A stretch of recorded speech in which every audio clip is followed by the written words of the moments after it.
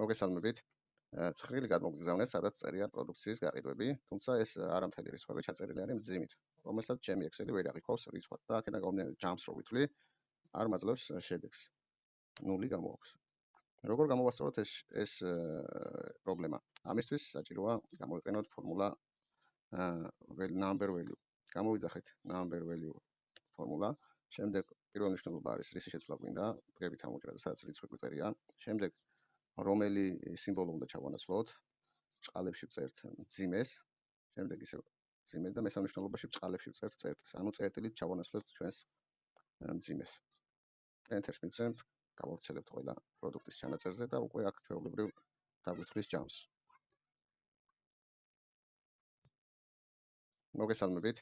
ცხრილი გადმოგგზავნეთ, სადაც წერია პროდუქციის გაყიდვები, თუმცა ეს არა მთელი რიცხვები ჩაწერილი არის მძიმით, რომელსაც ჩემი Excel-ი ვერ აღიქვავს რიცხვად და აქედან გამომდინარე ჯამს რო ვითვლი, არ მაძლევს შედეგს. 0 გამოაქვს.